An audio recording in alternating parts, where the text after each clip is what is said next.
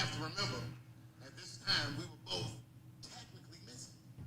And we went over and were talking with one another, and motherfuckers were amazed to see us together. Seeing me and Chris Tucker at that point would be like seeing Bigfoot riding a unicorn. You wouldn't believe that's what you were saying. And then, through all the gawkers, a familiar face pushes the crowd. Here it was again. The juice. He had his camera ready. He was like, Dave, Chris, good to see you guys. Hey, come on, guys. Let's all get together for...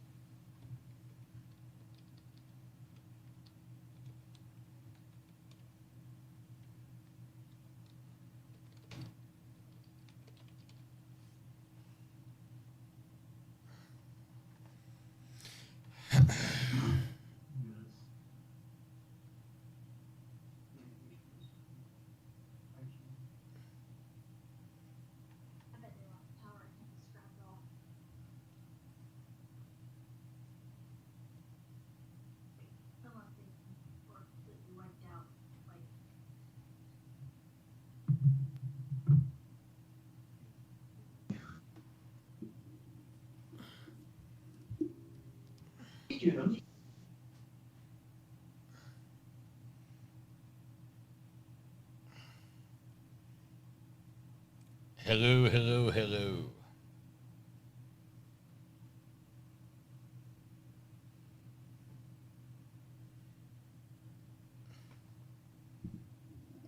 Oh, yeah, oxen free.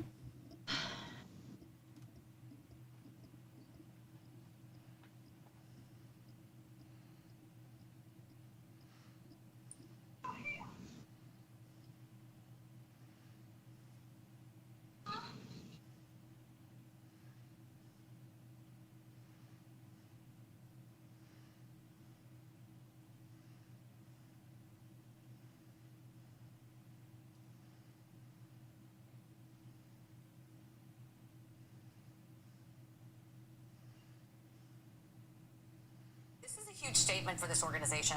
Yeah, I mean, I want to focus on Alex Bowman specifically. It's his 3 top 10s in a row. He and Blake Harris have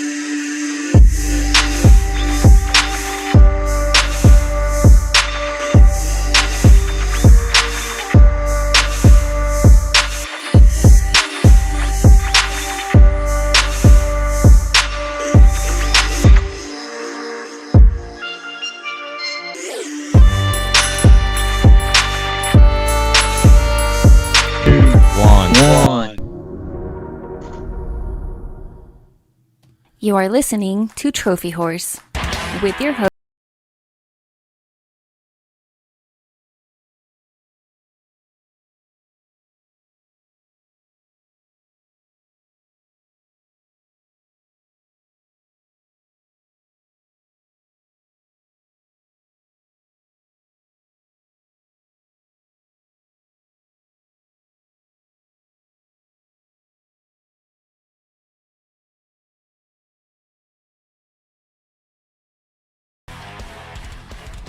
Hello, everybody, and welcome to Trophy Wars. This is episode 562. I'm your host, Tricky Rick. Alongside with me, the man, the myth, the legend. It's Alex. You know, I've spent so much time in outer space these last few weeks, this past month, really, that I think it's time to come back down to Earth and play something else. He brings the not so awesome punches to the face. It's I yield to no one. Your jaw a little sore? Dude, that was getting annoying after a while. I gotta tell you. You know I love you like your brother, but that was damn annoying. You know, I only did it a couple times just for the fun of it. Then it just kind of got carried away. Yeah, and then what? Y'all want to give some context for this? What's no, Assassin's Creed related? No, yeah, you don't get, since you don't show up, you don't get involved. Well, it takes so damn long for y'all to get together to do this. Like what? It took y'all 4 weeks to get together to play some Assassin's Creed? Matt GC is context. I need context. Well, Tricky was finally able to join us for some Assassin's Creed 4 multiplayer boost. No, notice he said Tricky was finally able to join us. Okay. Yeah, three of the four of us can normally get our schedules together. Okay, hold on a second. But that's the truth, though. But can I add some context into this, though? I mean, if you want to, can I finish first? Then you can add your context. Okay, you can. I'll let you finish first. So we're multiplayer boosting, and you run up and you let the other dude kill you. So sometimes, as the dude being cannon fodder, you can stun the dude going to kill you. So sometimes Tricky wouldn't kill right away, so we'd punch him to stun him and get some points, and then it kind of turned into well, let's just see if we can just walk up and punch him right away and drag this out. And so, yeah, it was fun times. Okay. I tried to do it from the roof, and it wouldn't fall down and hit him. Okay, but see, this is the annoying part of how Yield was doing it compared to how I was doing it. Yield, because to get the maximum number of points, you have to stand there until this little circle comes up to 150. Then you get the maximum points for the kill. Yield would wait until I was able to kill him, and then a split second before I was able to kill him, punch me. When I did it, I just ran up to the bench and just punched him. They would wait until the last second, so it's like I pressed the button to kill you. All right, now we gotta wait another 10 seconds to kill you. All right, so context. You, JT, and Nitro all work days. So yes. I work nights, so it's hard for me to get into your gaming sessions unless there's a certain night. The problem with me lately is, and I probably shouldn't be saying this live on a podcast. There's been issues at work. Well, no. What I was going to say is I can sometimes, quote unquote, leave work early and get home by 9 o'clock. Lately, because of issues at work with grown men acting like babies, I haven't been able to do that. So I've had to cancel on you guys twice in the last week. Well, at least the last 2 weeks we haven't been able to get together. Yeah. But that'll change because Homer's about to get his copy this week, and we'll have to help him and Tricky get up there. But yeah, well, anyway, I'm halfway there. I'm up to 27 already. Yeah, and so is basically about the rest of us. We're all about the same area. Yeah. So, but when you just only have one person to do, it'll be no problem getting Homer max 55 in no time. Yeah, because all you gotta do is just be cannon fodder for I don't know how many games. Did anybody ever calculate how many games it's gonna take for us to all get to 55? No. Maybe some of us should do that. I think they said what I read something like 8 hours is what it would take. Well, I'm not worried about how many hours. I'm just worried about how many games. Well, games I don't know. Because once we get up to the max of points, we can just run into a zone and end the game, basically. Well, if all you do is capture one zone like we're each doing, then you should never max out on points before time runs out. That's true, too. All right, so let's get on with the show. Because my jaw is kind of sore.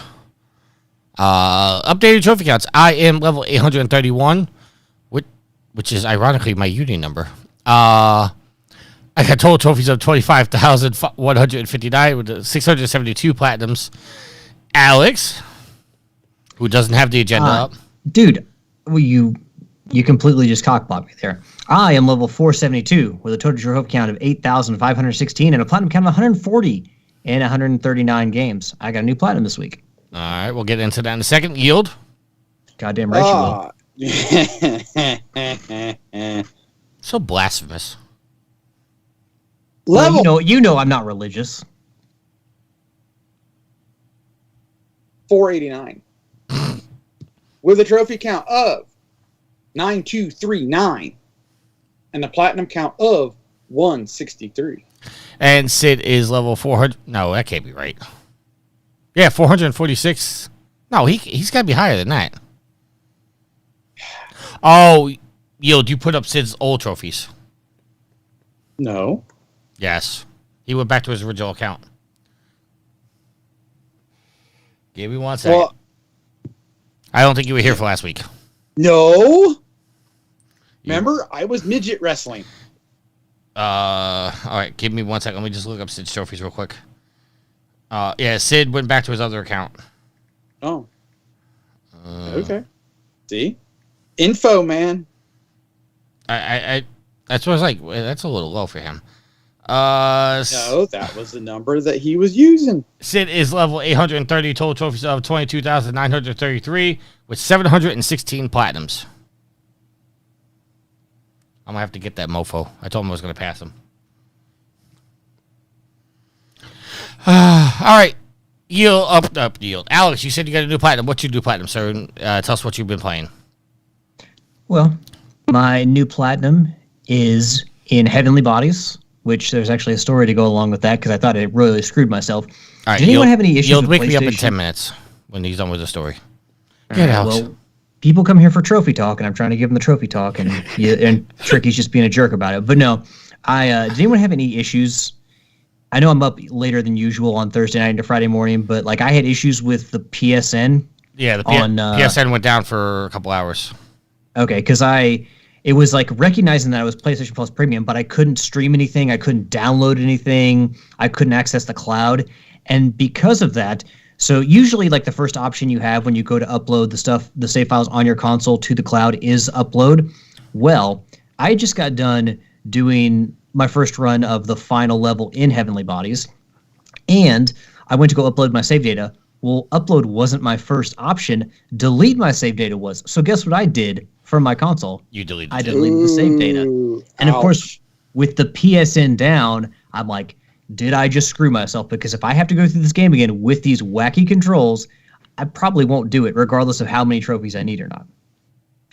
But luckily, a few hours later, or like an hour later or so, I was able to re-download my save data from the cloud. I had saved up to level 6. There are seven levels, so I didn't have to do much more playthrough. I just had to go play through the 7th level again. Got my platinum trophy, and yeah, that game. I understand like the controls and like the difficulty in the game. There's no enemies, there's no bosses. It's just literally the maneuvering around like the space. Spatial movement, that is the challenge, and dealing with the controls and being in space and physics. That's the challenge of the game there, and I get that. But for me, like the controls are like the base, most fundamental thing of a video game that should be right.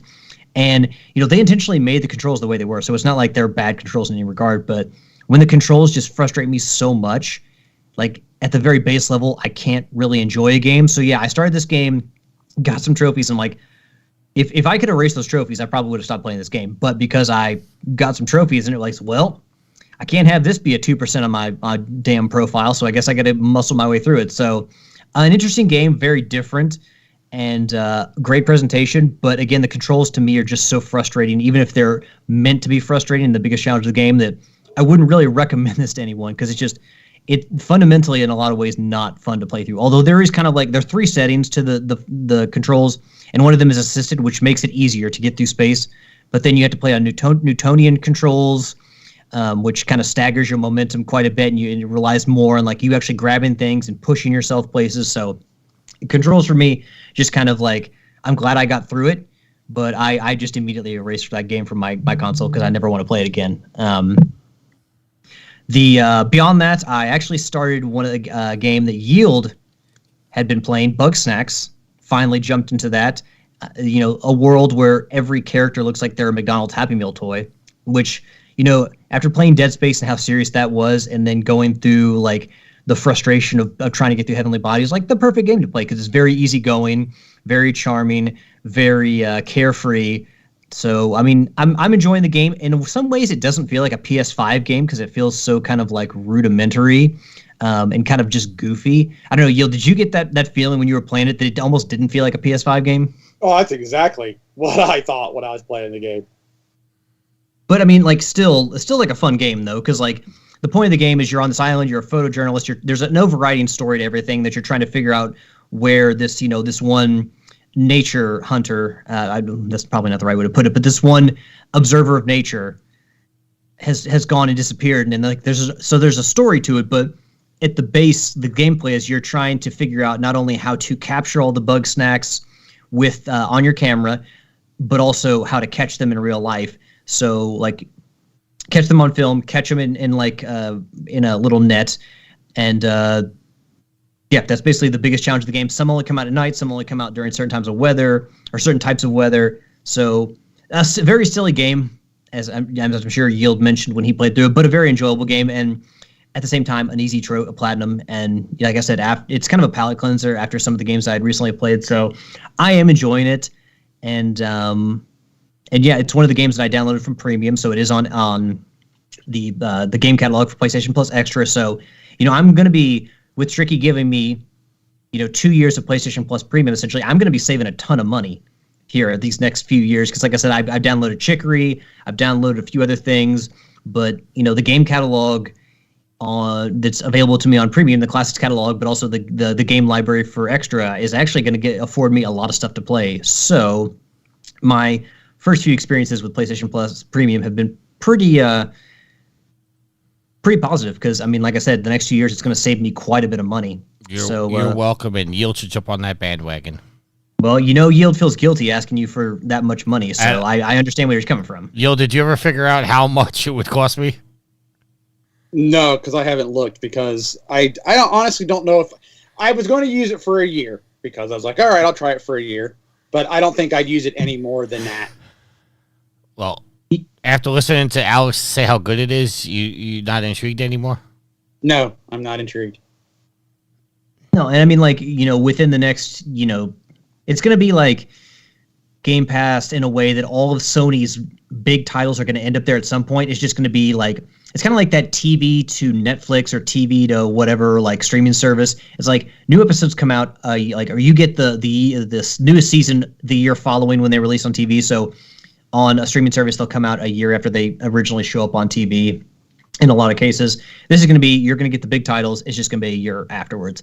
And if you want to play, I have no problem having the service, but then also buying like the Horizons that I really want to play, or, I can wait a year on Spider-Man, so I'll just wait until that comes to extra. So again, you don't want to make the Game Pass comparison, but in the end, all the big games, all the first party games are going to make it onto the service. You just are going to have to wait a little extra time for Sony's, but there's a pretty broad catalog of games going on there, and they're constantly updating a lot of the games, that are being added, or, games that people want to play. So I've always had a very positive view on PlayStation Plus. And like I said, $120 a year for the catalog that they give you is, it's a pretty good deal. Now, over time, as I play more and more of the games, is it going to seem as good? Maybe not, because there's only so much they can do with the game catalog. I mean, they're constantly adding stuff and taking stuff off. But yeah, overall, I'm very appreciative that the Tricky gave me 2 years of it, because I'm finding quite a bit to play and not having to really pay for it. So, all right. Did I put you to sleep there, Tricky? You did. Is that Nitro says congrats on the new plat, Alex, and Matt G says bunger. Oh yes, Bunger. and BBQ bungers. Wait, For anyone who doesn't know, that's one of the little hamburger or cheeseburger bugs that's walking around in Bugsnax. Sure. Yield, what have you been playing, sir? I've been playing some video games. How about you? You've been punching people in the face, I heard. That's good times. So, what have I been playing? Let me bring it back up. Wake up, phone. So, I have been playing some Church in the Darkness, trying to get my mole run done. I keep getting killed. So, but that's nobody likes the mole. I try to rush myself. Little bit of Defunct. That game's probably going to go on the back burner until I can do some looking to see if I can get if I can get the version to go back to 1.0, so I can get the one trophy that's kind of locked out because of the last patch they did for the game. Well, you can't revert to another patch, Yield. That's not what the internet says. Yeah, we had okay. Pause. We had this conversation in text chat. I've never heard of a digital game being able to be reverted back to version 1.0. Now, I'm not saying it's not possible. I've never heard anyone say that. That's why I tagged in that post that I found on the internet that says you can. Right, but it doesn't say how to do it. I think you got to download it to the computer. You got to go to this one program, and then from there, I think you. Well, how do you download it to the computer? I don't know, dude. I didn't read it. I just saw that it looks like it is possible because people are doing it. You go to PSN profiles. People are still currently getting the platinum. So there is a way to do it because you can't buy this game physical. It's digital only. So there's a way to do it. And people are still currently getting the platinum. So, but anyway. I just Googled. I'm going to read this article as you're talking. So That's fine. If I miss something you say, please forgive me. Some World of Warship Legends, some Rocket League. Got done what I wanted with the season pass, and I can finally stop for a week. Some Deep Rock Galactic, some Zombie Army 4 Dead War. Mainly, I played through the game to get my hard mode done. Now it's just kind of trophy cleanup, collectibles, yada yada. And I'll have that platinum. I don't know. Forgot to ask JT this. I don't know if I could claim that for a game playing through it this year for the backlog beatdown, even though technically I've already beat the game. I just beat it on a harder difficulty. Don't know. But anyway, some Zombie Army 4. Fired up some Assassin's Creed 4 Black Flag for the multiplayer boost that JT, Nitro, Tricky, and I were doing. And finally, some Jak 3. Finally got back into the Jak and Daxter series. Looking to finish that up. So, what encouraged you to go back to Jak 3? Well, I had played 1 and 2. What was it? I did 1, the end of 21, and the start of 22. I did 2, and I was so frustrated by the end of 2 that I decided I was going to take a break. And I had been meaning to want to play something new. January, I did a really good job of my wife and I are working through the Immortals DLC, and I was able to play some other games. I played Plague Tale, and I played Bugsnax. Then we got into February, and she's been busy doing her crafting stuff. Every game that I kind of want to play have been games that she wants to watch the story. And I'm like, fudge, can't play this game, can't play that game. So I kind of spent most of February kind of just farting around with DLC stuff. And I was, believe it or not, it's kind of funny. I was getting the itch that I wasn't really earning as many trophies as I liked. And I was kind of just getting this itch. I got to earn some trophies. I want to play something new. So I was looking through my system one night of games that I haven't downloaded yet to my 4.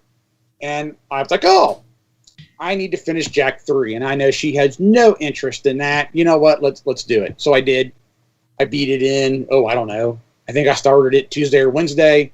I finished the story right about 45 minutes before I came up here to record. And now I got to get another 550 precursor herbs for the platinum. They say you can do it legit. I don't think I'm going to beat my head against the wall and do it that way. I think I'm just going to use the debug menu and do it in about 20 minutes. So, but yeah, so next week I should have that platinum. Zombie Army 4, maybe. I may have that by the end of the week as well.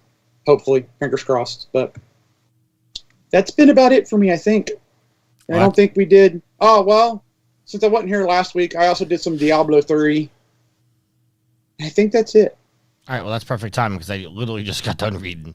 Perfect. I'll put the link in the Skype chat for you guys. It's doable, isn't it? Okay, according to this, and for anybody, we might as well talk about it. We're a Trophy Horse show, and this is or Trophy show, and this is talking about how you can revert stuff back. Okay, I take no responsibility of whether or not this is going to bork a system or if this is going to work. I'm just telling you what this particular website's saying. Hold on. Okay, so what it says is you have to download this program on your computer called PSX Helper. Once you do that, it says once you've opened the PSX Download Helper application, take note of the IP address and change the port number from 8080 to 8888. The next thing you want to do is customize your PS4 to allow the application to do its job. Go to settings, set up internet custom on your PS4, and just click through your existing internet settings, wired or Wi-Fi, until you get to the proxy settings. In there, you'll want to enter the IP address, which was in the application, and also the port number, which should now be 8888. Go back to the application and hit start, followed by the OK. The error message pops up, and that's all you do. Go back to your PS4 and download any digital PSN game. It will download 1.0 of the game and refuse to download any patches or updates. If you have already downloaded the game previously, you'll have to delete the game and then re-download it. It's strongly advised that you go to Settings, System, Automatic Updates on your PS4 and disable them. As long as you have the application running on your PC, your PS4 shouldn't download any games or any updates. One thing to note, the application seems to stop working after a while, causing the PlayStation 4 to throw up an error on the download saying it can't download anymore, followed by an error code. If this happens, simply close the application on your PC and then reopen it, and then hit start, then OK on the message, and then go back to your PS4, press options on the download, and tell it to resume. It will continue. So yeah, that's how it says it's doing it. Yeah, but that was the PS4, not the PS5. Yeah,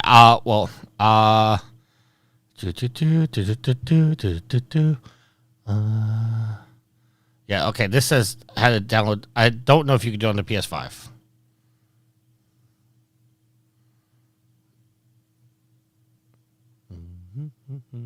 It may just be that somebody hasn't figured out how to do it on the PS5 yet. Well, this article was also written... Hold on. When was this article written? I think it was in 2021. I just clicked off of it. Hold on.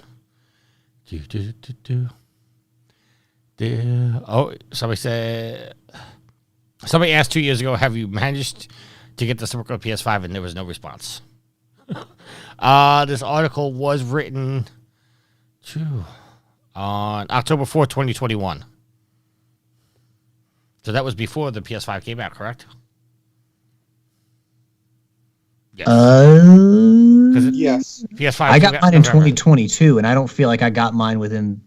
Did I get mine within 7 months of it coming out? 7 months of it coming out? I think the PS5 came out in November of 21. No, it came out in 2020 because remember it was right during the pandemic. Did it? PS5 launch. Hold on. PS5 launch. 2020. So November 12th, 2020. Okay, so it came out a year. This article is a year after. Okay. Yeah, I don't know. Do that at your own risk because I don't want to go in and mess with any of that stuff because I'm afraid I'm going to mess something up. And what is it? 1 trophy yield? Yes. Is it worth messing with the console that much? I don't know. That's why I said I have to do some thinking. See what happened on the last patch. There are trophies associated with finding there's like 4 secrets, and you have to find secret in this area, find secret in that area, blah blah blah. Well, when you find secret in area 1, the second trophy pops. When you find secret in the second secret, the third trophy pops, and then so on. And then when you get to the 4th one, no trophy pops because it already popped for the 3rd one. You thought maybe you'd get to the 4th one and the first one would pop. Well, that's not what happens. And then so that first trophy will not pop. But that's what I found out. People were reverting the game back to 1.1 1.0 or 1.01 1.0, and then the trophy will pop. But basically, an update borked the trophy, is what you're saying. Yeah, the 1.02 update borked that trophy, and just that one only. And I just want to say this. I love Google because I just Googled when the PS5 launch date was. And, on Google how it says people also ask this. Somebody asked, is the PS6 coming out before the PS5? Well, yeah. What do you mean, yeah? I just being dumb. All right, Yo, do you play anything else? If I did, I don't remember. All right, and I've kind of played a lot. I've been playing. What did I play this week? I played Sifu. I played ActRaiser Renaissance, which annoyed the hell out of me, and I had to stop playing.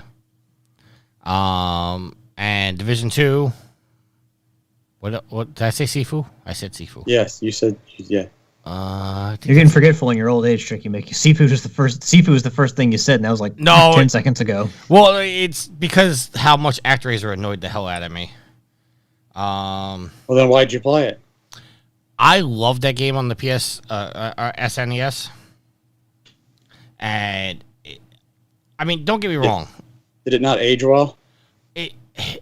I don't remember being interrupted every 5 seconds for some kind of tutorial or some kind of message.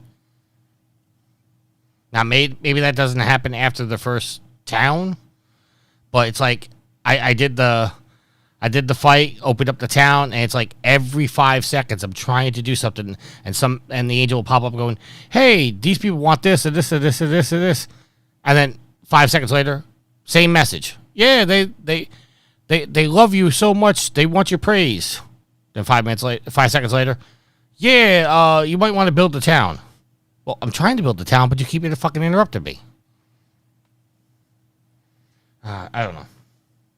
Maybe I'm just nitpicking. ActRaiser is one of those games that's pure action, and you don't really want to be stopped so often to kind of stifle the game. So many interruptions. Now, I'm interested to like how you feel about Sifu, because that's a game we all talked about. We all knew it was coming out. It was coming out in that very crowded launch month of Dead by Daylight 2, Forbidden West, and Elden Ring, and gotten some praise, but I don't think any of us have played it yet. So, what's the dish on Sifu? I like it, but it's bringing in a frustration I have with video games, which it might just be my issue, or I don't know. I really, when you're playing a game, okay, and it's an action adventure game, if I'm punching you in the face, you should not, unless you're a big, overpowered enemy, you should not be able to just take a punch in the face and all of a sudden hit me with a roundhouse kick that I'm not able to block when the game heavily relies on you being able to block and parry. That annoys the hell out of me. I'm messing up these guys, and all of a sudden I'll get hit by the enemy I'm punching in the face with a roundhouse kick. They kick high. But you should not be able to kick as I'm punching you in the face. Their kung fu is strong. It's annoying. But it seems like a very attainable platinum. I think the hardest thing is you have to beat the game Without dying. Without aging 5 years. You have to beat 5 years. That's what it is. So you can't die 4 times. You can die 4 times, can't die 5. No, you can die 5 times because you start at you start at age 20.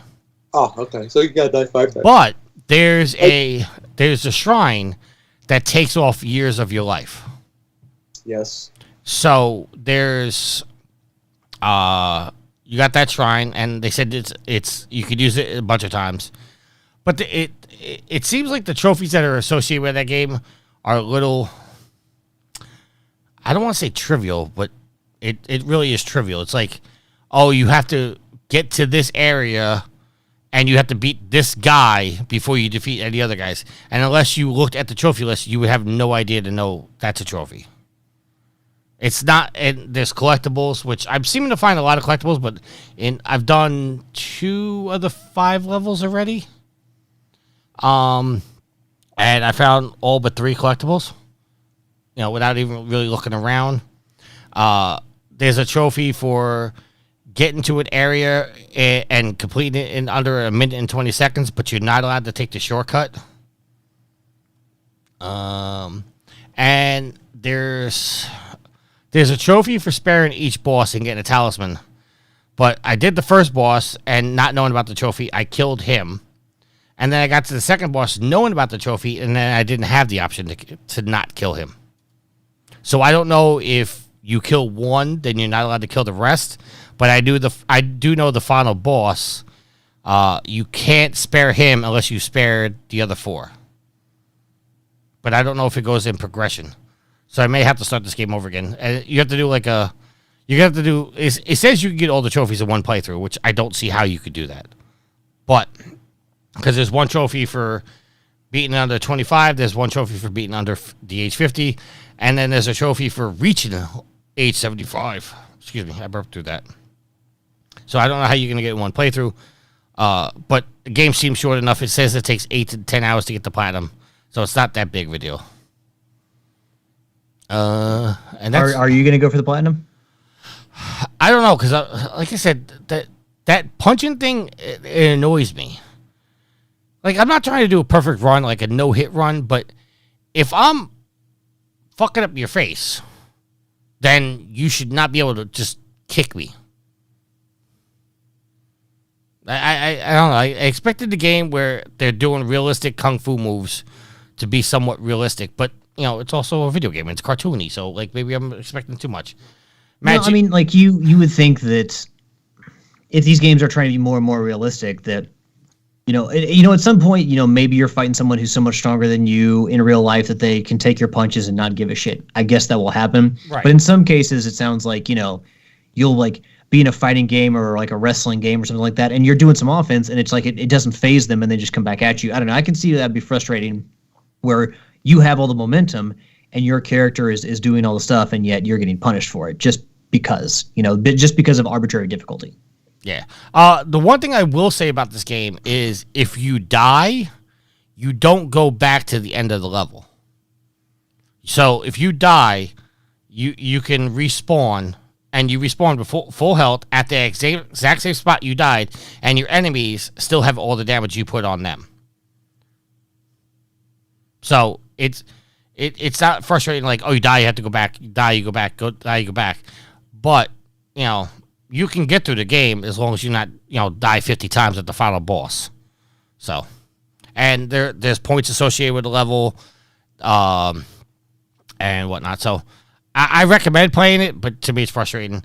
And Matt G says, I'm trying to apply real-world logic to video games. You're right, I am. All right, so let's get into what we're playing. We just did that. Yeah, we just did that. Let's get into our news topics. I apologize, I just misspoke. The first one, it's a little confusing, I got to put there. This is coming from the Sony Interactive Entertainment blog, not the PlayStation blog. This is coming from the Sony Entertainment blog. Introducing PlayStation Playmakers. This week, we're welcoming a variety of cultural influencers to the PlayStation family through global launch program PlayStation Playmakers. We sat down with Eric Lempel, Senior Vice President and Head of Global Marketing at Sony Interactive Entertainment, to chat about the program and what fans can expect. They asked him what could he expect by PlayStation Playmakers and who they are. Eric said, they're a group of passionate PlayStation fans who also happen to be some of the most exciting creators, athletes, actors, artists, gamers, entertainers, and pop culture today. We're excited to partner with these playmakers on an ongoing basis to celebrate their passion for gaming and PlayStation, provide early looks and behind-the-scenes access, and offer unique experience for the fans. The Playmakers are a dynamic talent network that will continue to evolve and grow. They're part of our journey to inspire gaming fans and prove the power of play. So who are the PlayStation Playmakers? The blog asks. We're thrilled to welcome cultural taste makers from around the globe like NBA icon LeBron James, country music star Jimmy Allen, actor and comedian King Bach, professional BMX athlete Nigel Sylvester, WNBA All-Rookie Nalisa Smith, NFL stars Jamar Chase and C.D. Lamb, French football freestyle Lisa Zimbucci, Belgian football star Romelu Lukaku, Brazilian content creator Julio Cesaro, and a variety of other stars from worlds of gaming, sports, esports, and entertainment. Stay tuned to their social medias for more more fun surprises. And the article goes on, but here's my question to you, gentlemen. Mm-hmm. They are launching this PlayStation Playmakers. Mm-hmm. Why are they not reaching out to the gamers? Because I'm rolling my eyes at this. So am I.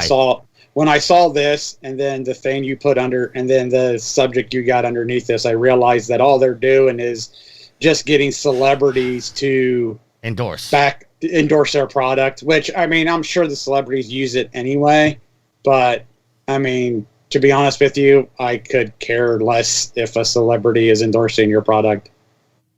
This isn't the 80s. Alex? Well, to be fair, it sounds like some of the people who play PlayStation are more famous than some of these people who they've gotten this program, because I didn't understand. I didn't even recognize the name that you said at all. You know LeBron. Huh? You know LeBron. Oh, well, I guess I missed that one. But like, you have like LeBron and a bunch of nobodies. Well, I mean, I knew LeBron. And of course, I know Jamar and CD, and then that was about it, because I don't do soccer or women's basketball. So, I mean, to be fair, I don't watch a lot of NFL anymore now that I don't do fantasy football, but just, I don't know. Yeah, that would make sense, but I guess the appeal of sports, pulls more people in. Like, I don't know. I guess just having celebrities of any note, they expect to pull more mainstream people in, but if you're pulling those mainstream people in, if with like sports, like with like athletes, then you're going to bring in people who just want to play sports games. Maybe, I don't know. Maybe there's more of a base than that. Maybe they want to play some sports games and some Bugsnax or some Ghost of Tsushima. I don't know. But yeah, I mean, honestly, pulling in people who already play video games doesn't get mainstream people, because mainstream people are not going to know who those people are or care. And then a lot of the people who play games like may not care about some of the athletes because, well, they may not care about sports. I mean, Yield does. I mean, Tricky like cares about sports. I've gotten, I used to care about more about sports, but I don't anymore. I don't know. I guess like their idea is like we want to pull more mainstream people in to grow our audience, because let's be honest, more casual players is where you're going to grow your audience. Everybody who has owned a PlayStation or, has been a longtime PlayStation fan is already, sold on the product, sold on the game. So you're just trying to bring in people who don't usually play games, who may buy like a couple games a year, but are not going to be as hardcore as we are. So all right. So it does nothing for me, but I can understand why they would choose athletes or more prominent names to the mainstream as opposed to people who are like on Twitch or like big in the video game industry. All right. As Yield referenced, I had another article because our first collab is apparently been announced, and it's a collab with LeBron James. In the article, it shows a video of a DualSense controller spinning around, and it says it was designed with LeBron James. It's basically just a bunch of LeBron James logos on it. Some king symbols. Says nothing is. Hold on. Let me go back to it. Nothing is given. Everything is earned. It just looks like another DualSense that they just put like a skid over it. I mean, it doesn't look anything special to me. Yield, I assume you agree as well. Yeah. It doesn't look nothing fancy. And they have some console covers, basically the same thing. I don't know, good for PlayStation, good for Sony, but this doesn't. I'm with Yield and Alice. Like, this does nothing for me to promote the brand. It's like you just shilling saying, "Oh, look, LeBron James plays PlayStation." Well, and it's only going to matter if you recognize the names. If you are an NFL fan, you're going to be the one to recognize the two players from the NFL. Otherwise, you don't care. LeBron James is somebody more people know, but unless you pay attention to those sports, you're not going to know or care who any of these people are or what they're doing with their time outside of, practice or playing a game. So, yeah. And of course, it does nothing for us because we're already sold on the PlayStation. We all own PS5s. So, yeah. Yeah. All right. We're going to move on. Our next topic is coming from PlayStationLifestyle.net and is written by Zarmenia Khan. Headline reads, PlayStation ordered to refund FIFA Ultimate Team Packs because they're gambling. I'm going to read this article. The whole article is quick, but please go give it a click. An Austrian court has found that EA's FIFA Ultimate Team Packs constitute gambling and has ordered Sony to refund plaintiffs who filed the complaint as the packs were purchased via the PlayStation Store. FIFA Ultimate Team Packs are a major moneymaker for EA and often been likened to Game of Chance. The value of packs vary greatly and don't always reflect the money spent purchasing them. EA's response to the debate has been to remind parents that children should not be purchasing the packs, but if a former employee caught selling rare Ultimate Team Packs for cash is any indication, EA knows there's a thin line between these packs and gambling, if there is one at all. Since the lawsuit was filed by a small group, Sony has been ordered to refund the minuscule amount, according to Notebook Check, but the company is expected to appeal the decision, because not doing so will set a precedent that will certainly open the door for more lawsuits in the future. Neither EA nor Sony have responded publicly to the news, and FIFA is unlikely to release a statement since they have parted ways with EA. That is the entire article.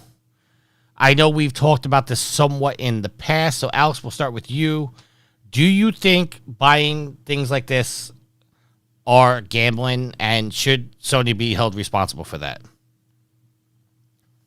I think that there needs to be more regulation on stuff like this in video games, because to me, if you buy something and you don't know what you're getting, like if you buy, it's why in like Rocket League they changed from the loot boxes to blueprints, which you know exactly. They say this is how much you have to pay for it, and this is exactly what you're getting. If you don't know what you're getting for your money, it's just random. That's gambling. because you don't know. It's like there's a chance that you're not going to get something you want, or a chance you're going to get something completely worthless. So unless you know exactly what you're getting for your money, to me it's gambling, and there needs to be some restrictions on that, and there needs to be more eyes on that. Do I think it's Sony's job to make up for that? Well, if there's some kind of lawsuit or decision, I mean, Sony's probably going to have to give some money back, but also then they need to go to EA or FIFA and say, we are hosting your game. This decision came out and it's surrounding your game and stuff within your game. You need to pay us back, or we're taking these off our servers. So I think in the end, the responsibility lies with EA and FIFA, or at least if somebody's making the game, like I think it relies. I guess I shouldn't say FIFA, but more so EA, because EA is the one who put them in there. So I think that EA needs to be responsible for covering the cost of that, and not Sony. But I think there's also a responsibility for the players to understand that yes, you are gambling with your money, and you may not get something you want, or something you can use, or something you already have. So you may get a duplicate. But in the end, EA made the game. They need to be the ones responsible for covering the cost of that. And if I were Sony, I would be like, either pay us back for these costs, or we're taking these games off our servers. Yield? You know, I could see both sides of the fence for this. I feel more that it is kind of gambling, as Alex was saying, that, you know, if you advertised everybody, hey, look at all this high-end stuff you can get when you buy these packs, and then you buy those packs, and then you get, you know, a skin instead of this super cool character or whatever that you were advertising, then it dangles along the false advertisement and gambling, because you're showing all the shiny and then you're giving them pennies, you know, in that aspect. So, I mean, and another problem with these things is that they're not giving you percentages of what your percentage is of getting certain things. Well, So I do know in some countries they, it's been ordered that they are to display somewhere. I don't know if it's on their website or within the game or whatnot, but they have to legally show like the chances of you getting whatever item you want. They have to show the percentages. And they should. Like, it should be regulated that everywhere that should be a thing. So it's one of them things of this philosophy took off like hotcakes and people made a killing off of it. And then, you know, when it was only one or two people, it wasn't not that big of a thing. But then all the industry's like, hey, look, people are making money. Let's do this. And then it became more of a widespread problem of, you know, hey, my kid spent thousands of dollars on this. And, oh, wait, they're really not getting what they bought. Oh, hey, this is, you know, so it's a multitude of things that came to a head, and that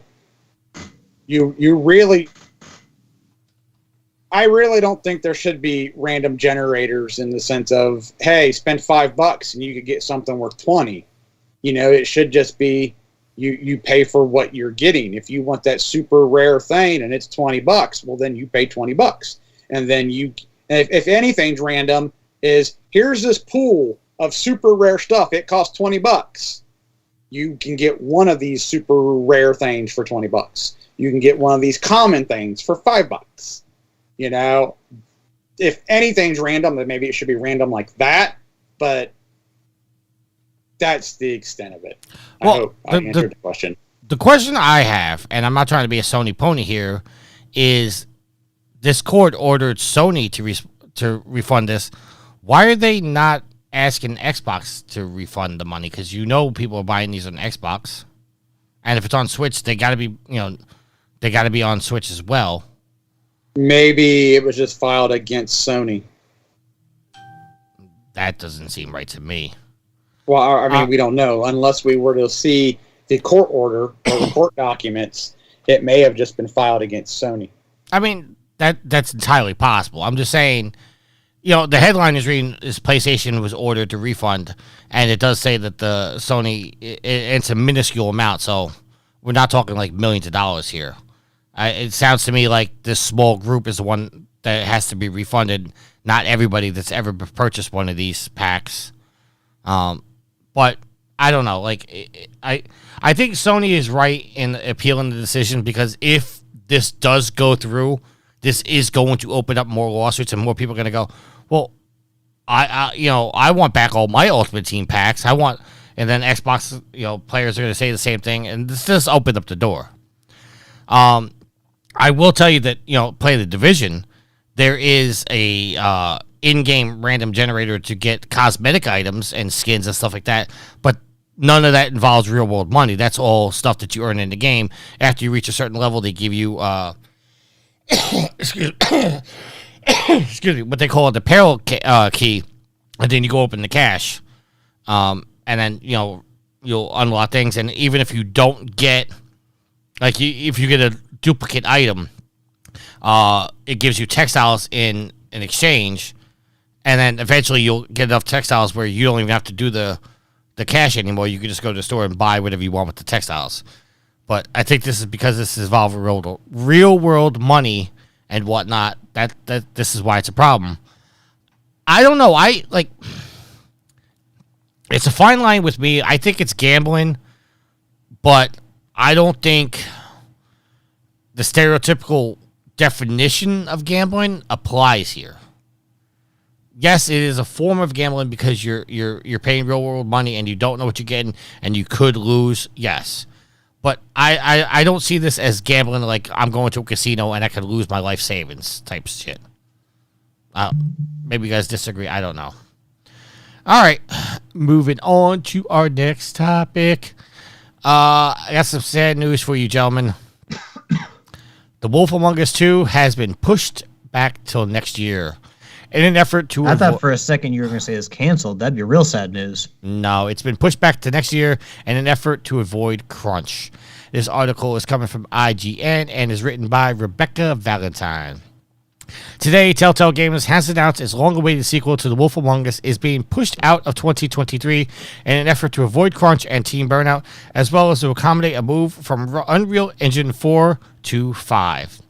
Speaking to IGN, Telltale CEO Jamie Adderley explained that the team made a choice for a number of reasons, but primarily to avoid burnout or shipping an unfinished game. Quote, making games is difficult and they need time to be right, and it doesn't do any of us any good to ship something that's not ready, end quote. Adi explains that, like many other studios, the reestablished Telltale Games struggled with the challenges inherent to building a studio during COVID-19 pandemic. After being restructured by LCG Entertainment in 2019, following the shutdown of the original Telltale unveiled The Wolf Among Us Part 2 at the Game Awards the following December, but the studio was still very in its early stages and the game in pre-production and explicitly not using any of the previously developed material, and the new studio roughly 2 years away from being fully staffed. While at the time it made sense to announce early to help secure funding and support for the new initiative, Adi admits that had he known then about the upcoming factors like the pandemic, he may not have made the same decision. I'm going to start this off by saying, good move. You came out and you said, listen, we announced this way too early. We had plans. The pandemic fucked us over. We're going to delay this because we don't want to do a crunch. I think this is a smart move, and it sounds like whoever's running Telltale now, this Ali guy, is making the smart choices. Yield, I'll throw the floor to you.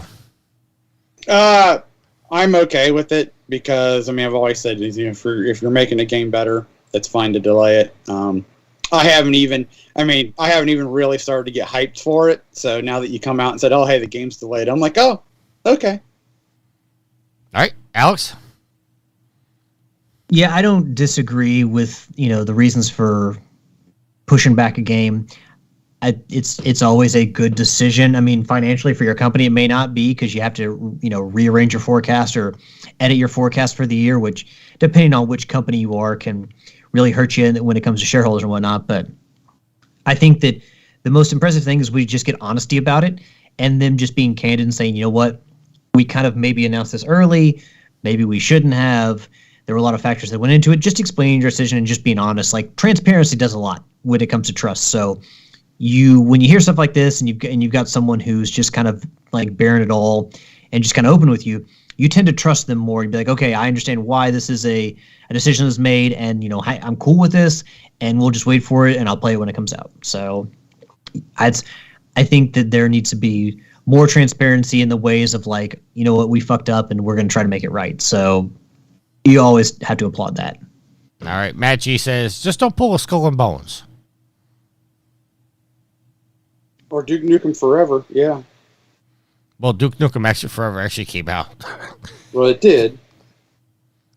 All right. I'm going to skip over the next topic because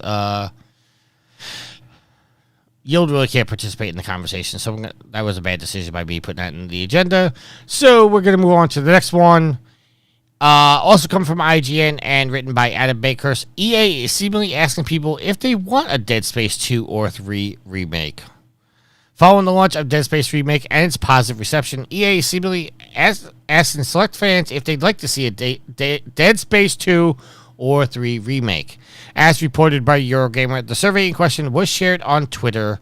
A developer on Gloomwood, and it simply asked, how interested would you be in a similar remake of Dead Space 2?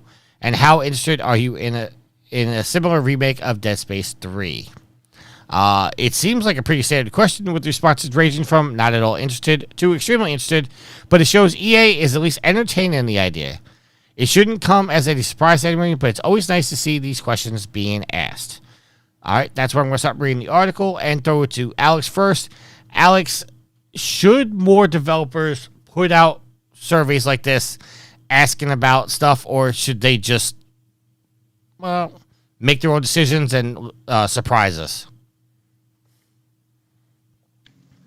Well, obviously, it came out that a remake of Dead Space 2 and Dead Space 3 was going to be dependent upon the sales of the remake of the first Dead Space, which makes total sense. If nobody buys it, you're not going to spend the money to remake the second game, because I'm sure a remake being built from the ground up, and with how much work they put into EA Motive put into Dead Space, the remake, it costs a lot of money.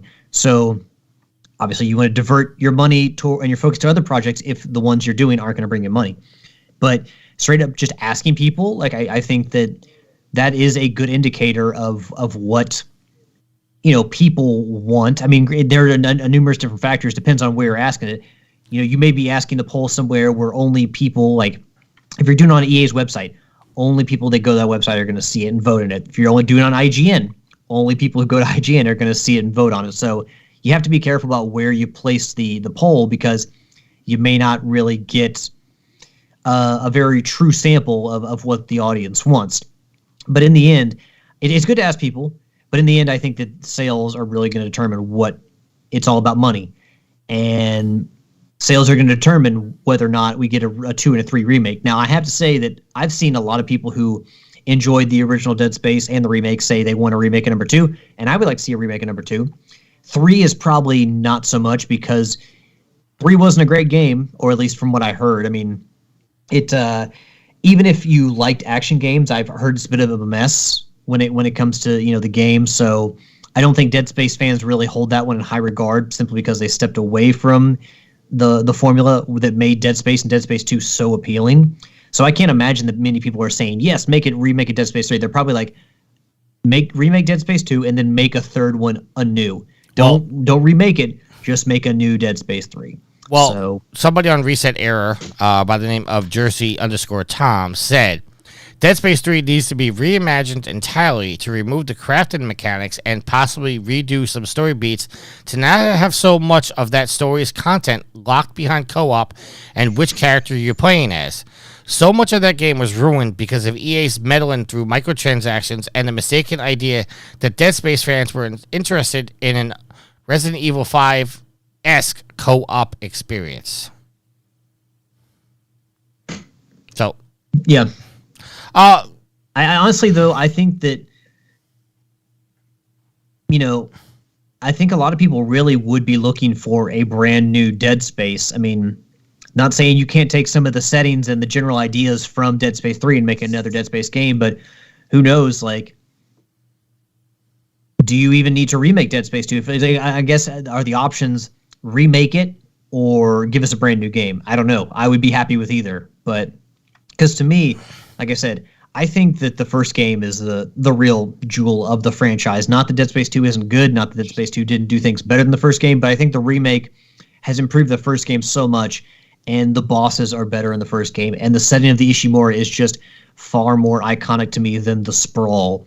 And this is kind of one of those series where if you had just stopped at one game, the story would have been just perfectly fine.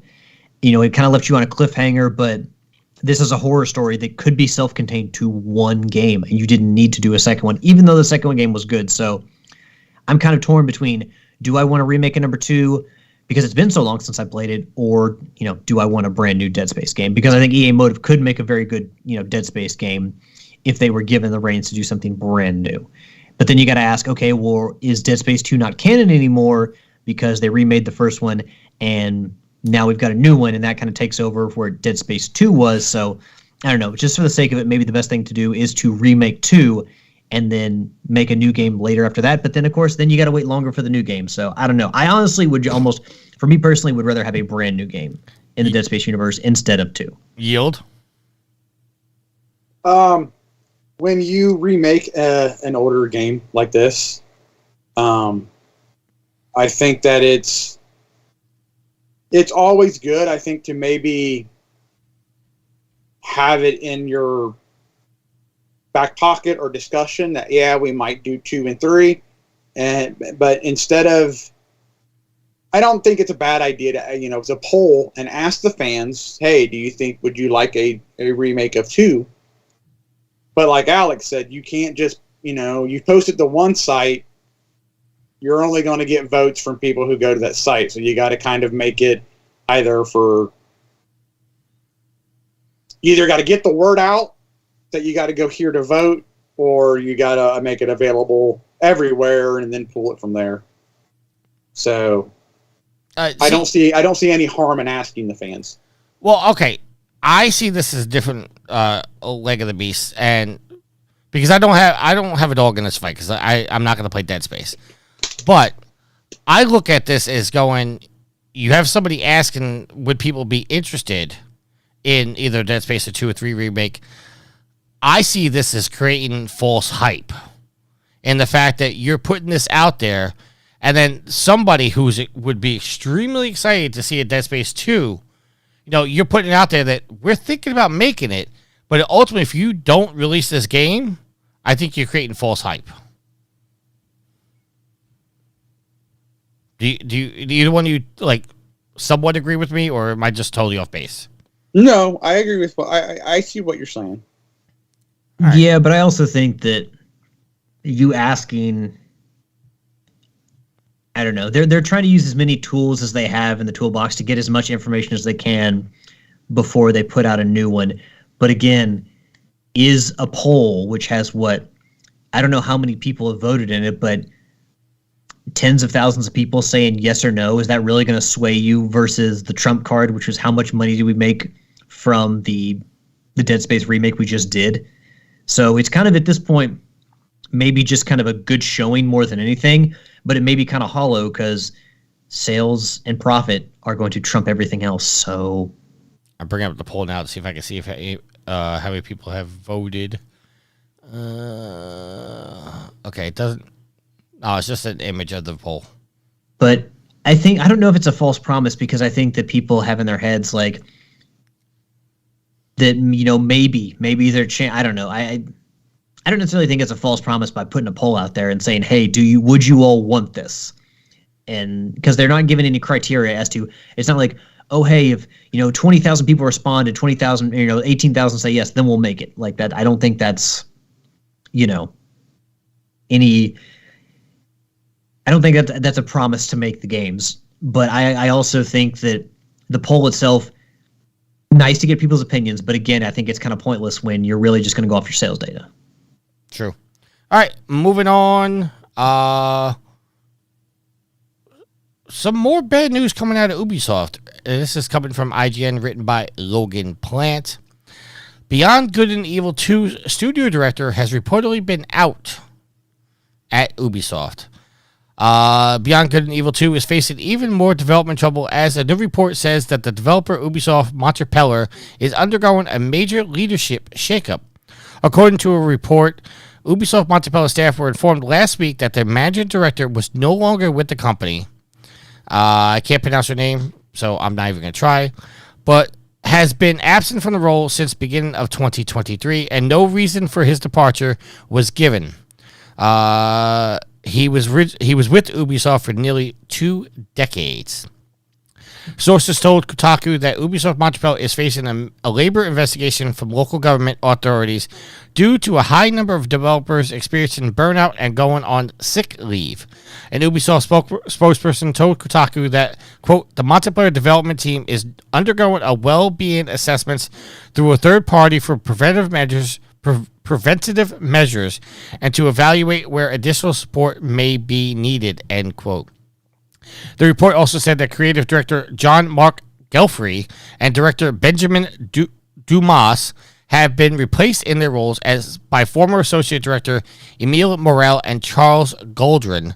Finally, sources told Kotaku that the developers are still struggling to nail down a fun and achievable creative vision for Beyond Good and Evil 2. This is 6 years after its initial reveal. Beyond Good and Evil 2 has still not entered full production. Last we heard of Beyond Good and Evil 2 in August when the project was brought on a new lead writer. And yeah. So apparently Ubisoft's having more problems and they're firing their directors. Yield?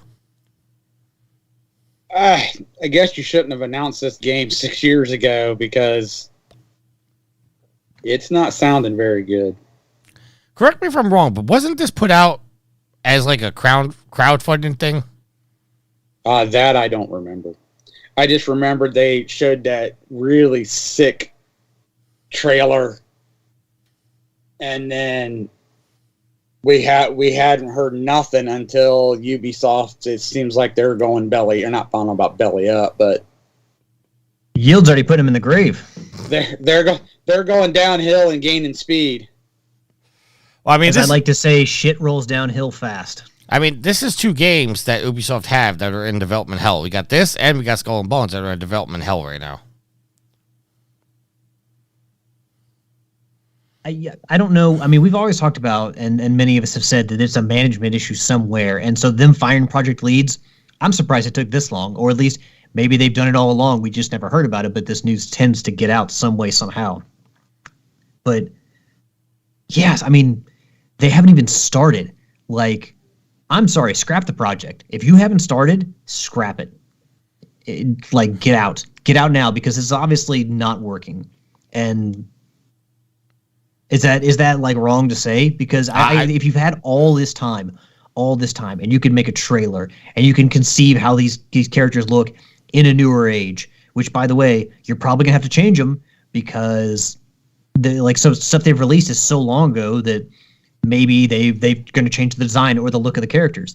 I don't know. There's a very much shit or get off the pot feel to this entire situation. And I say that if just cut it loose, cut the project loose. You may take some flack for it, but clearly you're not capable of handling the situation as is right now. I agree.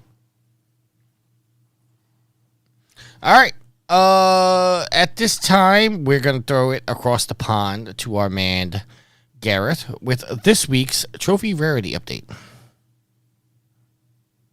All right, and we're back. So for our live listeners, obviously we just went back.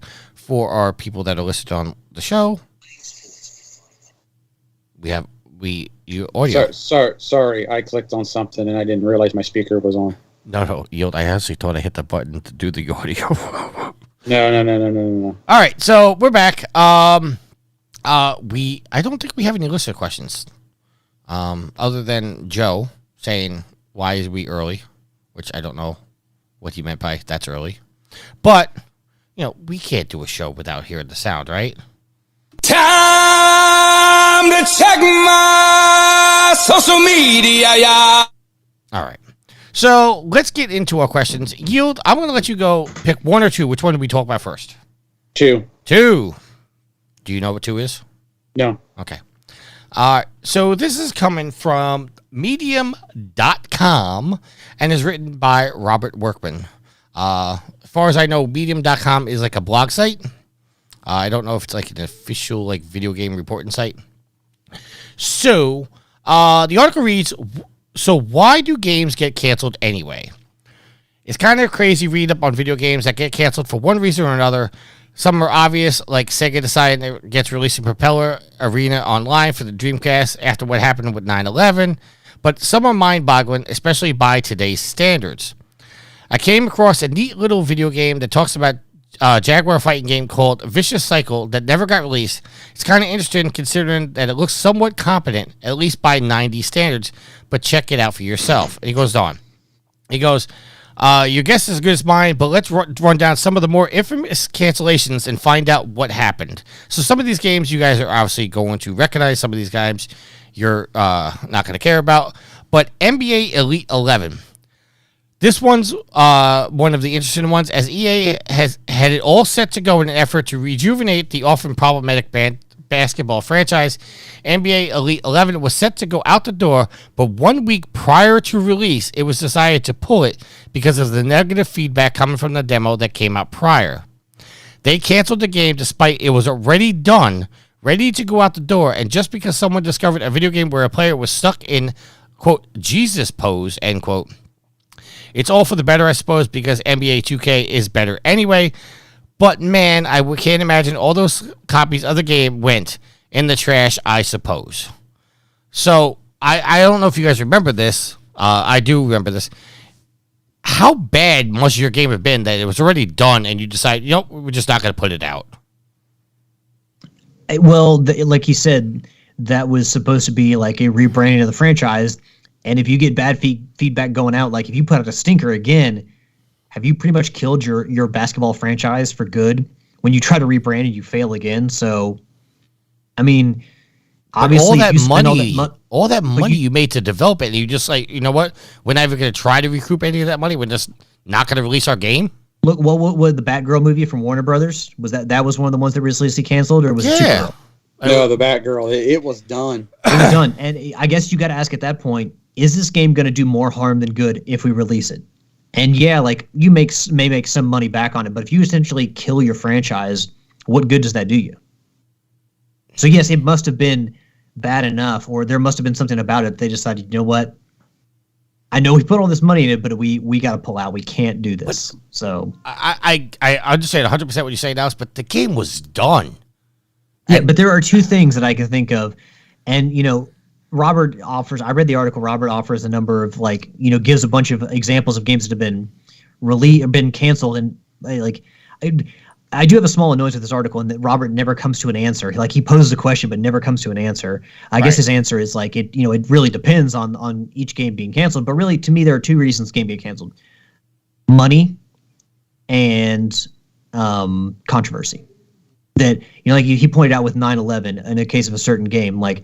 There are certain controversies or world events that will prevent you from putting something out because the amount of controversy and the bad PR is not worth the money you would make off that game. And of course, just the mere fact of money where it's like, we're going to put this out, but it's going to financially hurt us because the game is so bad. So those are the two answers that I can think of when it comes to delay or because if a game is going to make you money and not harm your brand, of course you're putting it out. But as far as, the NBA game goes, where you're calling it elite, are you going to put out a shite game and call it elite? I don't know. Like, I guess it seems foolish to have something complete and ready to go, but yet you pull it. But in the end, EA loves money. EA loves money. So they must have seen it as justified to just yank it. All right, Yield, your thoughts?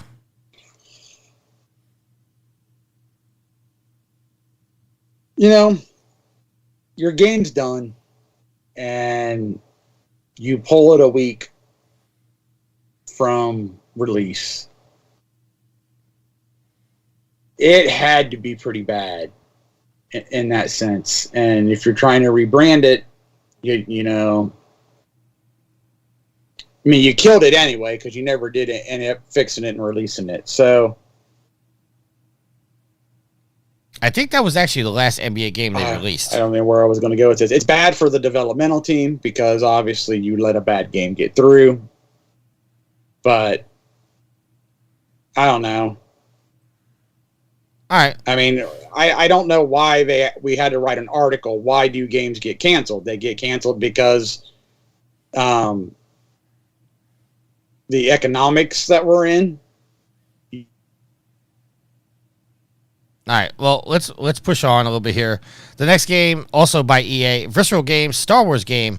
He says, this one just hurts for many reasons. Visceral Games, the superstars behind Dead Space, was set to release this alongside the writing talents of Amy Hennig. And what happens? EA scraps it and closes the studio because it wants to focus more on multiplayer games. No apologies, no signs of the project living on elsewhere, just a big screw it, and the Battlefield Front team takes over. A lot of good that did. Controversy surrounded loot boxes and the company's superstar Battlefield 2042 was anything but. But in the end, EA reversed course and made a single-player games focus again, like this year's Dead Space and Star Wars Jedi Survivor. Still, the fact that Visceral and its Dream project got shut down because of the publisher couldn't read the market totally sucks. Any comments on that, gentlemen?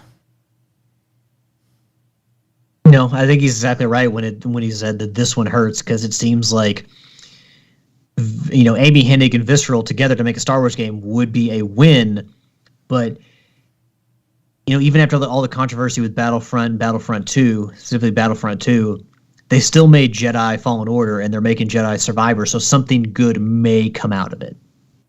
And then those are single player games; those are story driven games, so. It sucks that we'll never get to see it. Well, first of all, it sucks that they closed Visceral completely. But the fact that, there is intrigue in wondering what they were working on. But they clearly, if the intention was to move away from single-player games, which EA has made jokes at the expense of single-player games before, and people have called them out on social media for it, they've kind of reversed their course, and they're like, okay, no, we're still gonna do this because they still see money in them. So even if they've made some faux pas in that regard, they still are putting out some pretty good single-player games every once in a while. So, give them credit there. But right. I don't think there's anyone who is interested in Star Wars games who will deny that, that didn't hurt. I think everyone would agree that we would have just liked to have seen or known what they were working on. Yield?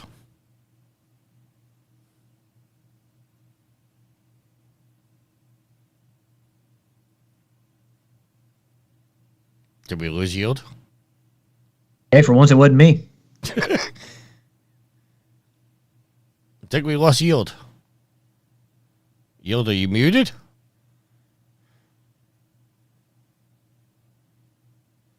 All right, we're going to move on to the next game. I don't know what happened with Yield. He's still in the call. Right? Do you want to stop and just try to wait for him? Or, this is obviously Star Wars, obviously Yield's wheelhouse. Yeah. We can. All right, so for everybody watching, I don't know. You're editing, so it's your call. Well, I don't mind that. I'm thinking about the that we're live on Twitch. I guess we could vamp. I'm going to text him right now. Well, Tricky, what's your opinion on this? Because you obviously are a big fan of Amy Hennig, being a big proponent of the Uncharted franchise. So, what are your thoughts on this? You obviously played Lego Star Wars, the Skywalker Saga, so you're a fan. I'm a big Star Wars guy. To be fair, I never really got hyped on this game because I think, as you pointed out, we never really knew what this game was. Obviously, I like the writing of Amy Hennig. I think that she could have done a fine job with this. It sucks that it was taken from her. Didn't she leave Naughty Dog to join Visceral for this? If I remember correctly, that was her next big move, was leaving. Well, she didn't leave Naughty Dog, did she? She was let go. No, I think she left. Okay. I think she left, and that's also what caused the I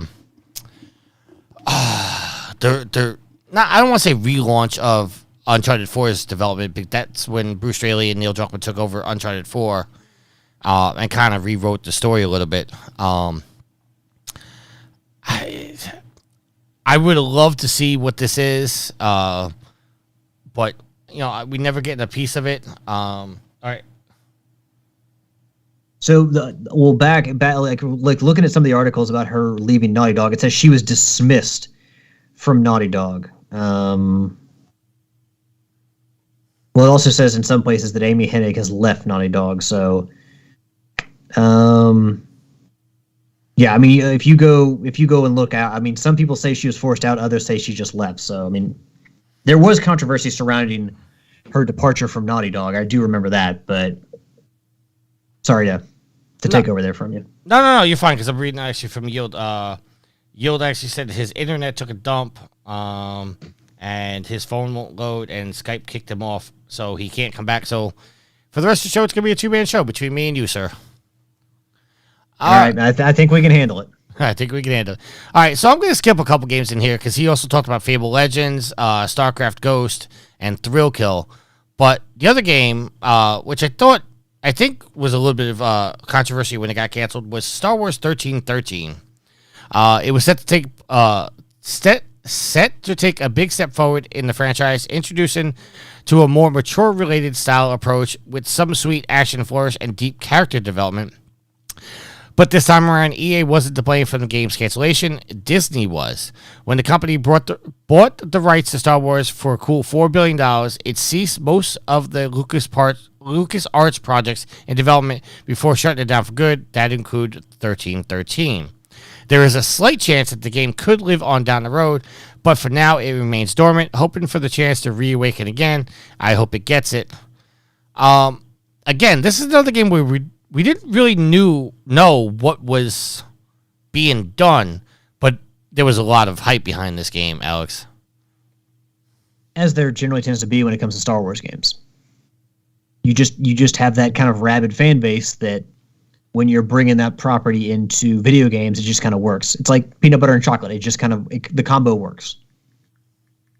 All right. Okay, I'm just texting Yield back. I'm sorry. All right, so that is going to end us on that topic, but we do have another topic.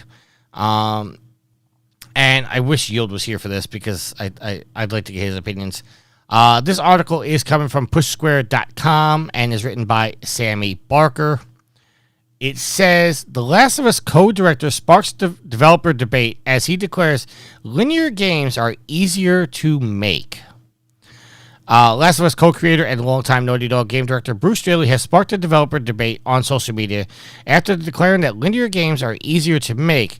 The premise is that the titles which have a set path, like Uncharted, Drake's Fortune, takes less of a toll on teams than giant open world releases such as Horizon Forbidden West. Developers agree with the point, and several developers agree with the point, and many fans are pointing out that they prefer a more guided experience overall. Quote, easier to make, more creatively interesting, and not a time suck to play, end quote, added one fan. Sounds like a win-win to me. Now, obviously, we're nowhere nearly as formed as a veteran like Straley, but we can certainly see how a more linear title could easily be easier to develop than an open world one, and there are obviously a fewer things that could potentially go wrong when you generally know the path the player is going to follow. Sandbox releases also have to populate their worlds with content, otherwise they feel empty and bland. So, I'm not going to read the rest of the article, but Alex, we're talking about Bruce Straley saying that they're easier to make, but you've often said that you don't like necessarily the big open world environments. You like a more linear story. Well, I can see where Bruce Straley's coming from because you kind of curate the experience to where you kind of limit to what the player can do, which makes it easier to predict what the player is going to do in the game, which can in turn help you reduce bugs and issues within the game. In a big open world game, I mean, typically, what are the style of games that have the most bugs? I mean, we make fun of Bethesda for all their all the bugs in their games, but they tend to make the big open games, and that gives people more room to roam, and you can't really play test for what everyone is going to do in a certain situation. So you may have tested 99% of that game, and then one person finds a rock that they fall through, and then they're falling through the map, and their game is borked. So I totally agree or see not having an experience in making games. I can totally see how Bruce Straley is, what he's saying is correct. So, I mean, I'm okay with some open games. I do like to play some open games, but it's the content of the game that matters. I don't like to play all open games because it's just too much to do. And I kind of like a guided experience because if you're a developer, you're trying to, give people a certain experience. You're trying to tell your own story. You're trying to make them play in the universe the way you want them to, even if there is a little bit of wiggle room. But yeah, I mean, you're getting to tell more of the story you want, whereas like something like Hogwarts Legacy, you give people that sandbox and you're gonna, you can't just expect them to go off right away with the main quest. People are going to explore. They're going to explore Hogwarts. They're going to want to explore Hogsmeade, the surrounding areas. So, as a developer, as a player, maybe I'm biased, but I would rather play a more linear experience. And as a developer, that's also what I'd rather work with, because to me, like Straley said, it's just a lot easier to make that style of game, and there's not as much considerations as you have in a sandbox game. Is that something you would agree with? I could see how it'd be easier to make, but I don't think it's that as fun to play. I like the exploration. I mean, we both played God of War Ragnarok, and you got in the platinum. I'm 2 trophies away from the platinum. I just haven't gone back to try to get them yet. But God of War, because it was referenced in this article, that's why it's bringing to mind. That's a pretty linear story, but I like the idea of going off path to take care of a side mission here or there, and it adds more context to the story, something that you may not have gotten otherwise. Because I like the open world games, and I agree that it takes longer to develop them before it takes longer to play, but I think that adds into the experience. Like, Division has a linear story, but it also has things you can go off on the side and do. I think that's important in games to have. Well, you can also kind of fake it a little bit, like with Dead Space. One of the things the remake did was you can they add side missions, and you can go like back and forth between the different areas of Ishimura. It's still a very linear game, but that kind of gives you a little bit more freedom to where it's kind of like a faked openness.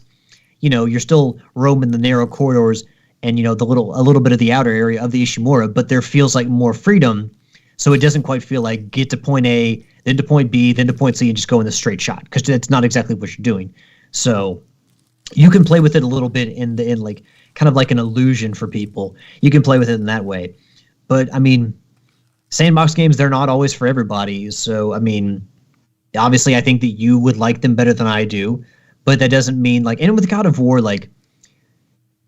yeah, you have a linear story and side missions and stuff to go on, but you can't do Norse mythology and then just have a bang, bang, bang, bang, bang, in the original God of War. You kind of have to, and games have graduated a little bit to where Sony has, with Ghost of Tsushima and Horizon, and even with Uncharted and maybe not so The Last of Us as much, but Uncharted, where even if the game's not completely open, it has some open parts to where they're incorporating that into all of their big games. Spider-Man is another game. Wolverine's probably going to be like that too, more open and less linear. So we're getting more away from the original Uncharted and more to something like Horizon, where it's just open. And we can only hope that games are as well developed as Horizon, where a transition from one area to the next is just seamless. Yeah, and Naughty Dog did start. I don't want to say teasing us, but they started exploring an open world inside of Lost Legacy. You got to a certain chapter, and then there was a big open world section. And then you could just come back and, you didn't have to do it in this order. You could do it in any order you wanted. So they started teasing us with it. And there was a little shades of that in The Last of Us Part 2 as well. Not as much, but, and I think that was opening the door to what they're making with fashions right now.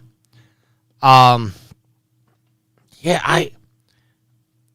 I can see the frustration in an open world game. But I think that also adds an extra element.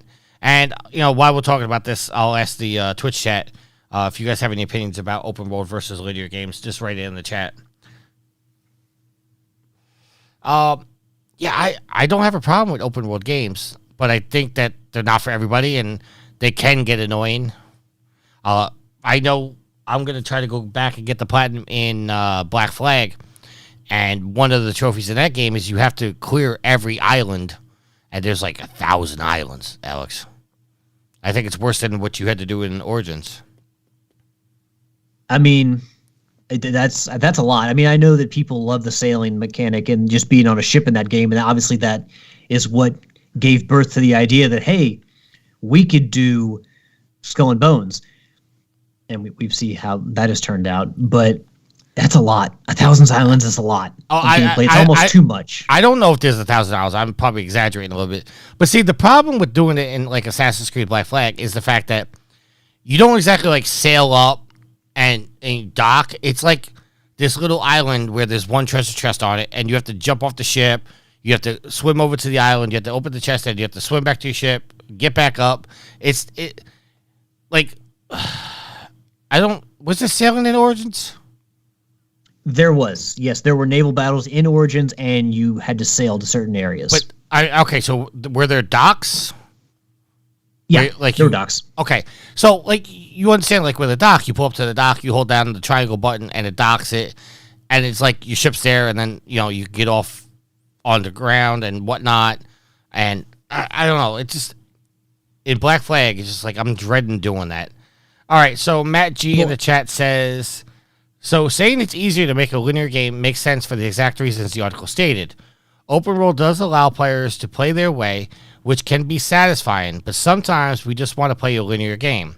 There's room for both when well done.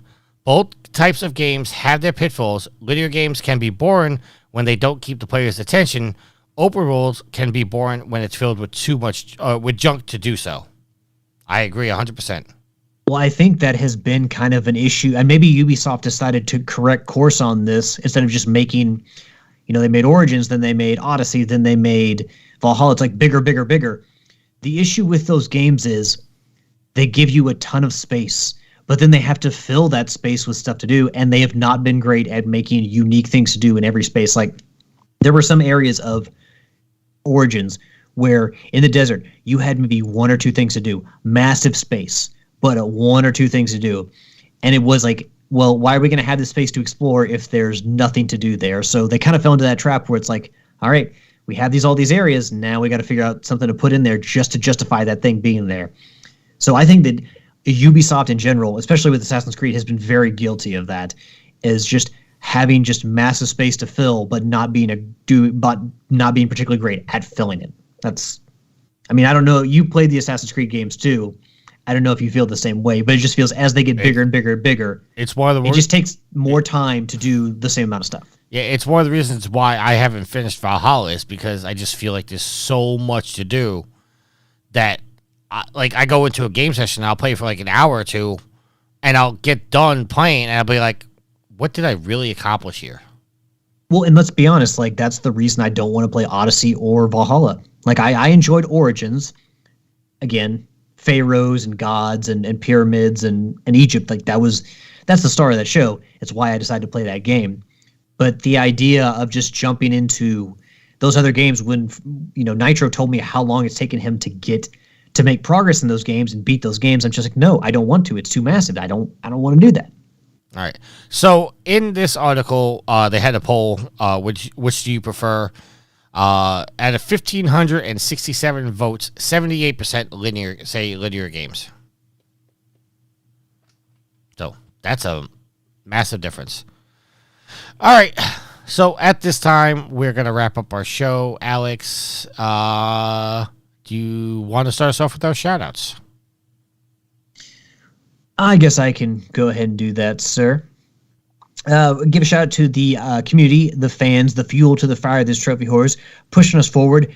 Some of you all have been there, I'm sure, from the beginning or, for hundreds and hundreds of episodes. But regardless of whether you've been here for 100 episodes or one episode, we appreciate you all because you all are the reason we keep doing this. So thank you for your continued support. Give a shout out to Tricky and to Yield, who dropped out of here. And I'm a little disappointed Yield dropped out of here. Well, obviously, but I kind of wanted to get his opinion on, or at least some feedback from Homer, because Homer recently got his PlayStation 5, and, he's talked a little bit of it in our text chat, but I'm just kind of curious what Homer's views are after holding out for so long, finally taking the dive and just kind of his views on the PlayStation 5 and his first week with it.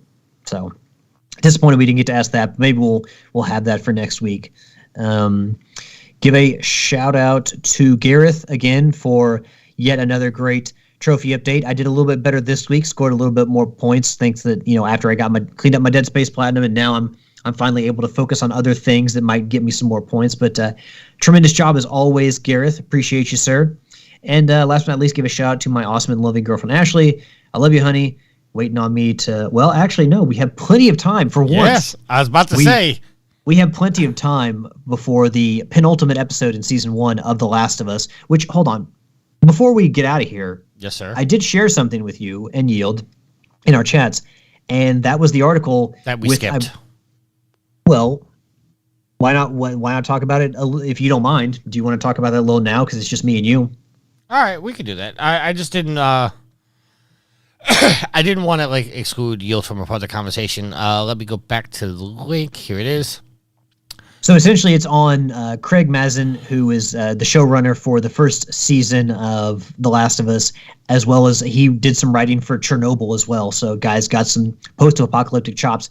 He's commented on the second season, which I'm sure is, it's already been renewed and going to cover The Last of Us Part 2. So, Tricky, what's the article talking about? All right, so the article is from IGN and is written by Alex Stedman.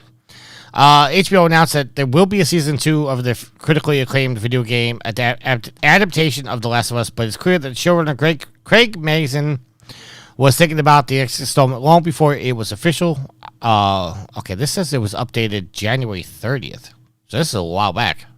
I was going to say, because this show's been announced for season 2 for a while. Anyway, back to the article. After the announcement, game creator and show executive producer Neil Druckmann revealed on Twitter that Season 2 would follow the story of The Last of Us Part 2. Speaking at IGN's Last of Us Red Carpet premiere, Mazin revealed that they already started to talk about how they would adapt Part 2. Quote, "It's a big animal to take apart, because it's a much bigger story and it's more complicated story and a beautiful story," end quote. He also says it's more than a season's worth of television for sure. Okay, so nothing really else to say there. Now, Alex, let's do this. Try not to spoil The Last of Us Part 2. I have a theory when it comes to the show, and I hope you can indulge me for a second here. I think with how long it took the Last of Us to, in the process of trying to move this over to a visual media, they tried to do it as a movie for a long time. They couldn't get it done, and then HBO picked them up. I think HBO turned around and said, okay, we're going to give you 9 episodes to do this, and without them knowing that they'll get a season 2 because of all the development held before, they tried to pack the first game into the first season, and now I think they're kind of stuck in a hole because now they have to produce for season 2, and now they're able to stretch it out. I think if they knew from the start that they were getting a season 2, I think season 1 and season 2, or possibly a season 3, could have covered the first game to provide multiple seasons for the show. I think now, I don't want to say they're backpedaling a little bit, but I think they're starting to realize, okay, this is actually a good show. It's probably going to get renewed. We have to try to stretch this out a little bit more, and I think this is just more PR talk saying, okay, we can do this for 2 or 3 more seasons. Trying to push HBO to say, okay, we're going to give them a season 3, or we're going to give them a season 4. Because if they do The Last of Us Part 2 in just season 2, they don't have a season 3 unless they write out the story, or somehow we get The Last of Us Part 3 before season 3 of the show comes out. Your thoughts, Alex?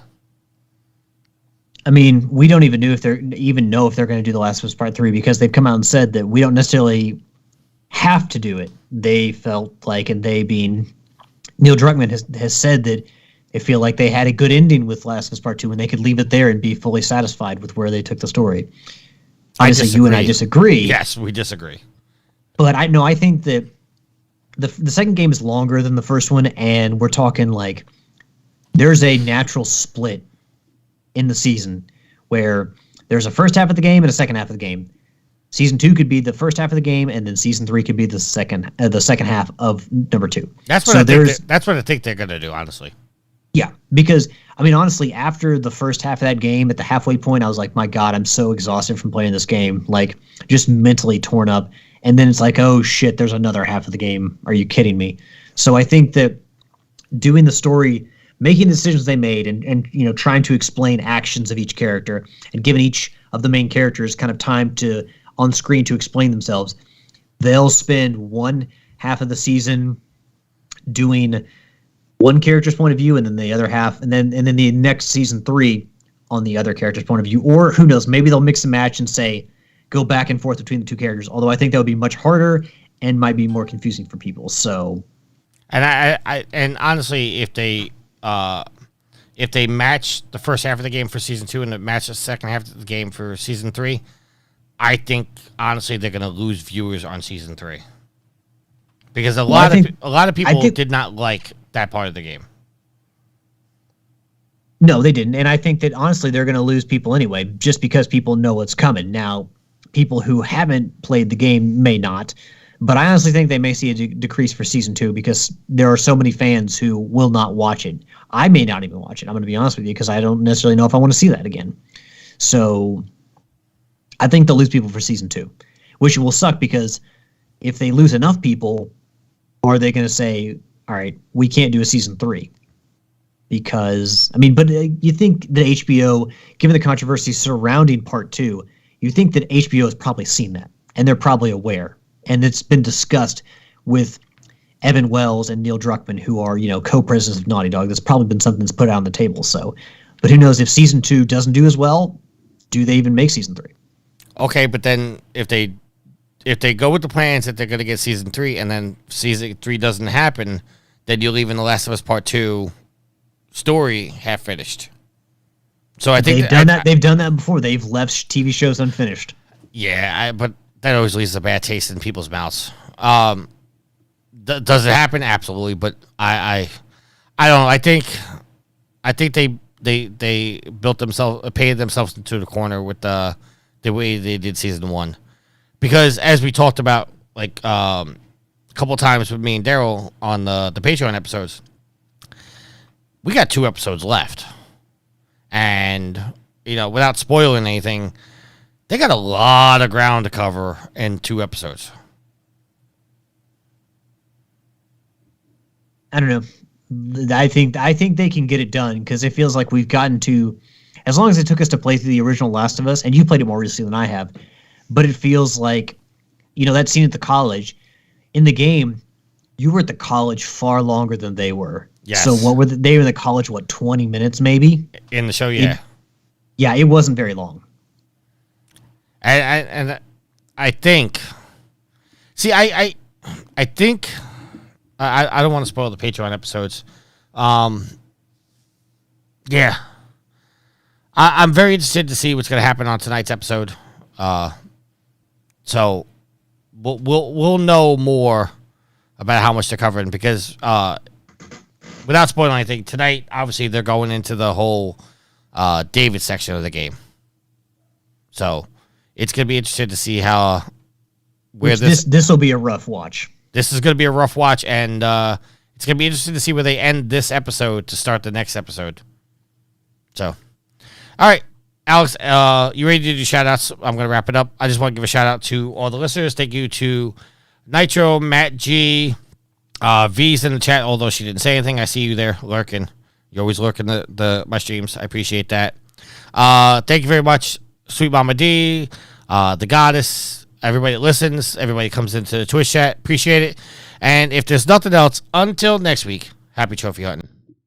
Later.